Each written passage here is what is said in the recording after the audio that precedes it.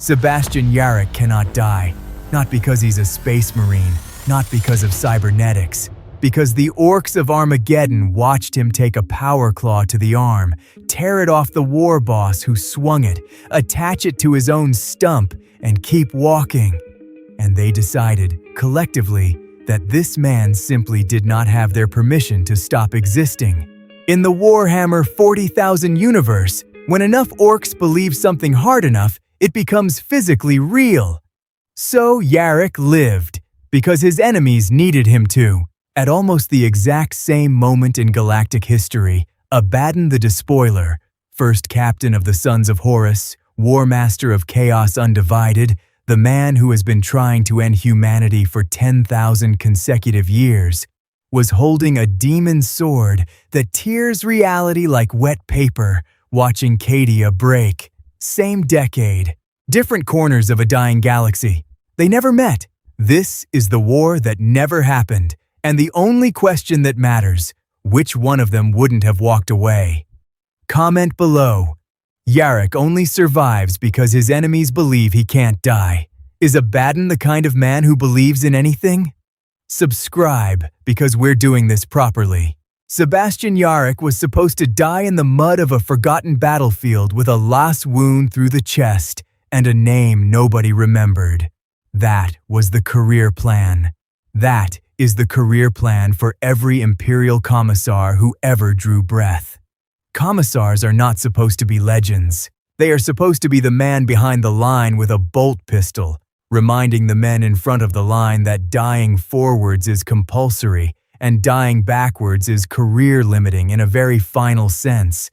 They enforce morale through the credible threat of instant summary execution.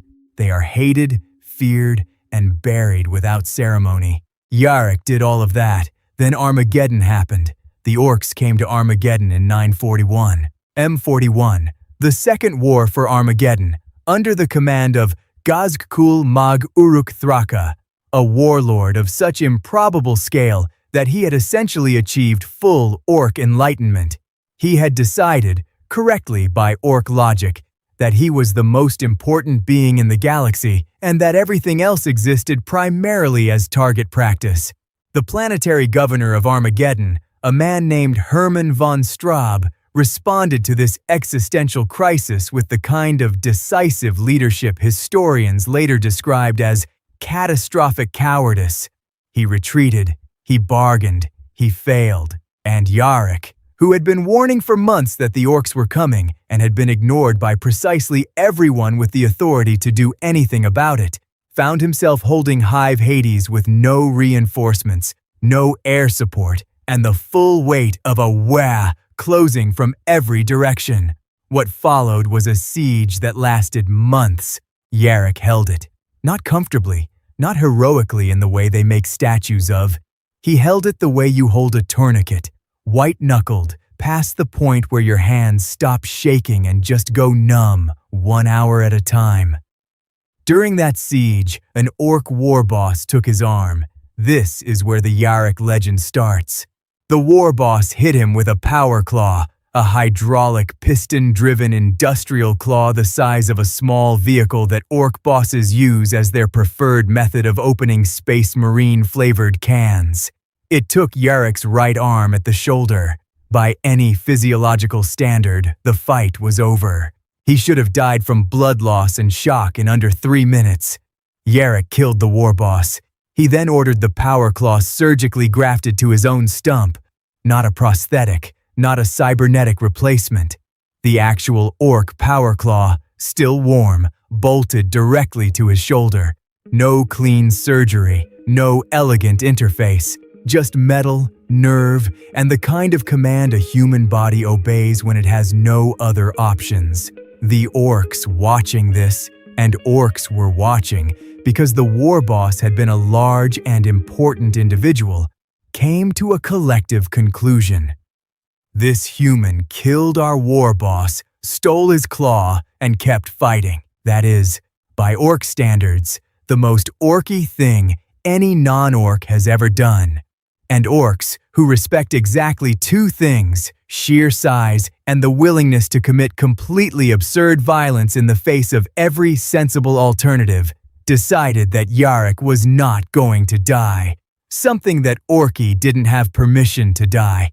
This was less a compliment and more a permanent designation. He then lost an eye. Some shrapnel, a bad angle, the casual cruelty of a war that was trying its best to kill him. Orcs began spreading stories that he could kill with a glance. His evil eye burned through flesh. He was cursed, untouchable. Yarrick made an appointment with the nearest Mechanicus medic and had a laser implant installed in the empty socket. Now the legend was true. He could deliver short-range laser blasts from his eye. The orcs had said it. So he made it real. Because if your enemies are going to spread terrifying lies about you, the correct response is to make them retroactively accurate. The Second War ended. Yarrick was hailed as the savior of Armageddon, and Ghazghkull Thraka, the most powerful orc in known space, looked at this small, ancient, one-armed, one-eyed baseline human and decided that here, at last, was the only opponent worth keeping alive. Decades passed. Yarrick fought other wars, won them, grew older, slower, and somehow more dangerous. Accumulated augmetics, accumulated enemies. And somewhere out there, Ghazghkull accumulated more orcs, more resources, more fury, and returned. Third War for Armageddon, 998, M41, the biggest wah! Ghazghkull had ever assembled. The planet shook. Blood angels, salamanders, space wolves arrived. The battle consumed a world. And when Ghazghkull eventually disengaged, because Ghazghkull had bigger plans, because Armageddon was only the opening move, Yarrick followed him. Across multiple star systems, with a strike force. Because Sebastian Yarrick had looked at his remaining years, old, broken, rebuilt, and decided that nothing he could do with them mattered as much as finding Ghazghkull. At one point, Ghazghkull captured him, captured the Commissar, his Baneblade abandoned, put him in chains on a space hulk with other Imperial prisoners. Yarrick led a slave revolt and fought his way toward freedom, and then Ghazghkull summoned him, not to execute him, to release him, with a shuttle, with his weapons returned. Ghazghkull, who could have ended the rivalry at any point, looked at the only opponent he had ever genuinely respected and decided, good enemies are hard to find. He wanted Yarrick on the other side for the next war, not a corpse, a worthy opponent. Yarrick, who had devoted the better part of 3 centuries to hating Ghazghkull with cold, focused, professional intensity, accepted the shuttle. He nearly died on Icaria, pulled from wreckage barely alive. The Imperium rang the Bell of Lost Souls on Terra for him, the bell reserved for Primarchs and Chapter Masters and things that should not have been lost. He was in a medical bay, not dead. Of course he wasn't, now. While Yarrick was bleeding, fighting, and refusing to die on the far side of the galaxy. On the other side of it, the most dangerous thing the universe has ever produced was doing something considerably worse. Ezekiel Abaddon was born on Thonia, a world of gangs and industrial violence where the fastest path to the top involved murdering your predecessor. Abaddon killed his own father to escape that path. He was then found by Space Marine Scouts, which tells you everything about what kind of world Thonia was. The Space Marines arrived, and the most dangerous person there was a teenager. He became the first captain of the Luna Wolves. Later, the Sons of Horus joined the Mournival, the 4-person inner circle around Horus himself. He was the most headstrong voice in that room, the most warlike, the most impatient, in a circle of the finest warriors the Legions Astartes ever produced. That distinction meant something. When Horus fell to chaos, Abaddon followed him, not because he believed. He hated the Chaos Gods, despised them from the very first day, viewed their alliance with demonic powers as a corruption of what should have been a straightforward military campaign. His entire philosophy, stated and restated across 10,000 years of conquest, compresses into a single sentence. This is, and always was, a soldier's war. He followed Horus into damnation because Horus was his primarch and there was no other option that made sense. He led the final assault on Terra, commanded Horus's armies at the siege while Horus sat aboard his throne ship. When the siege failed, when the emperor killed Horus and the heresy collapsed in hours, Abaddon retreated into the Eye of Terror, carrying the body of his fallen primarch. From the body of the most powerful being he had ever served, Abaddon took the talon of Horus, a massive, archaic lightning claw fitted with a custom combi bolter, the weapon of a dead god, and decided he was not finished. He spent centuries in the Eye of Terror, not surrendering, not dissolving into demonic corruption the way most traitors do, losing their identities to the warp, consolidating, building, unifying the scattered, fractious, permanently furious remnants of the traitor legions under a single banner. He called them the Black Legion. From Shame and Shadow recast, in Black and Gold reborn. He also acquired Drachnion, a demon sword of such obscene power that it doesn't merely cut. It tears reality at the point of contact, severing physical law like wet thread. The demon trapped inside is composed of the screaming souls of everything it has ever killed. Abaddon carries it in his left hand, the talon on his right. He has held both, unchanged, for 10,000 years. Then he went back. 13 Black Crusades across 10,000 years, each one appearing to the watching Imperium as an attack launched and repulsed, Abaddon failing, the Cadian Gate holding, the Eye of Terror contained. 12 of those failures were not failures, they were steps. The Crimson Path, Abaddon's actual plan, hidden inside the military surface of each crusade, targeted and destroyed the ancient structures containing the Eye of Terror. Necron-built pylons, warp-dampening mechanisms scattered across the Cadian Gate. Each Black Crusade demolished another piece of the containment network. The Imperium won the battles. Abaddon was winning the war. For 10,000 years, generals celebrated victories against him. For 10,000 years, those celebrations were inaccurate. The 12th Black Crusade, the Gothic War, lasted 20 years and centered on the Blackstone fortresses, ancient orbital weapons platforms capable of destroying stars. Abaddon captured 2 of them.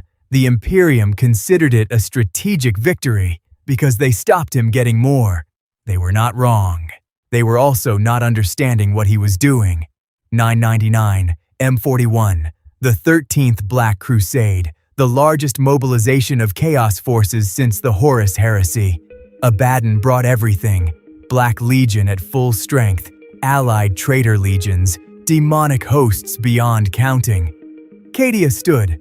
For a moment it stood.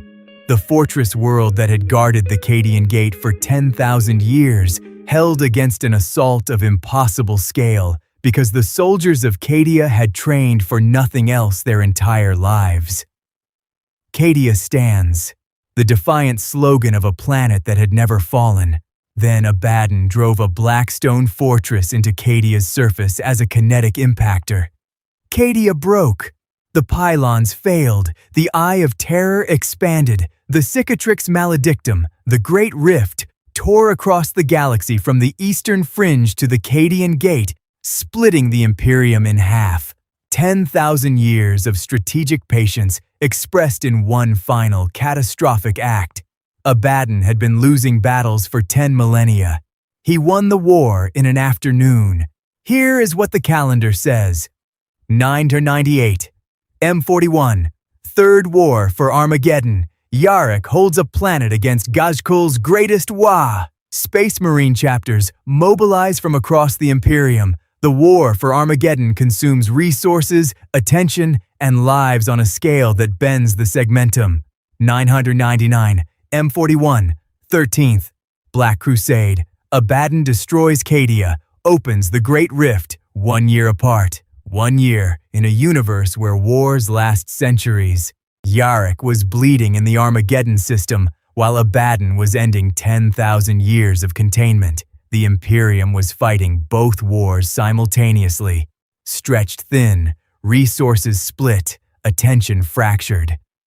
Two men at opposite ends of history, each pulling the Imperium apart in different directions, never once within reach of each other. This is the war that never happened, so let's fight it.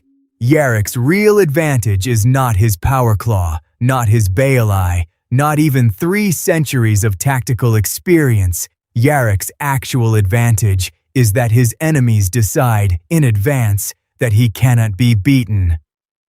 The Orc field, the collective psychic reality generated by millions of orcs believing something to be true, keeps him alive by consensus.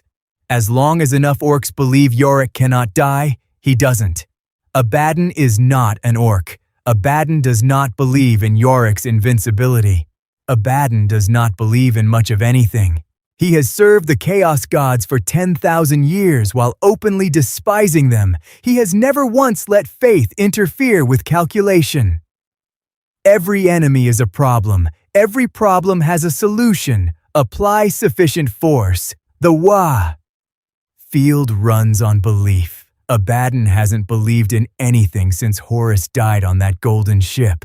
Against Abaddon, Yarrick is a baseline human being, ancient, augmented, brilliant, facing a post-human warrior who fought at the siege of Terra, who has held Drachnion for 10,000 years, who has personally killed Space Marine chapter masters and demon princes of considerable authority. The math does not work in Yarrick's favor.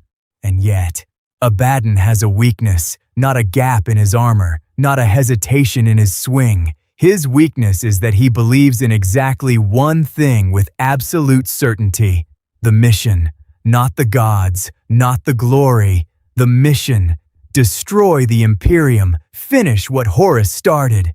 He doesn't fight for faith. He fights out of a cold, surgical hatred that has not cooled in 10,000 years. He is not nihilism. He is pure pragmatism with a demon's sword. Yarrick understands enemies. He spent centuries studying the orcs, learning their language, mapping their psychology, finding the exact places where their beliefs could be weaponized. He didn't just survive Ghazghkull, he turned Ghazghkull's own respect for him into armor. Could he do the same to a man who respects nothing? Not who wins the fight. Drachnion answers that before the question finishes forming. The real question is whether Yarrick could find the gap in a man who has spent 10,000 years sealing all his gaps. Maybe. The honest answer is maybe. Yarrick was at Armageddon. Abaddon was at Cadia, both exactly where they needed to be, fighting the war directly in front of them, unable to reach each other even if they'd wanted to. The Imperium needed both wars happening simultaneously. If Yarrick had been pulled to Cadia, Armageddon falls to Ghazghkull. If Abaddon had diverted forces to Armageddon, the 13th Black Crusade falters and the pylons hold. The war that never happened may have been, in the most twisted possible reading of the 41st millennium, the thing that kept both of them in the fight. Somewhere, in the wreckage, Yarrick knows Cadia broke. Abaddon knows Armageddon held. Each of them is aware of the other. Each understands what the other represents. They have never been in the same room. And in the 41st millennium, that might be the most terrifying thing of all. Not the wars that happened, the ones that didn't.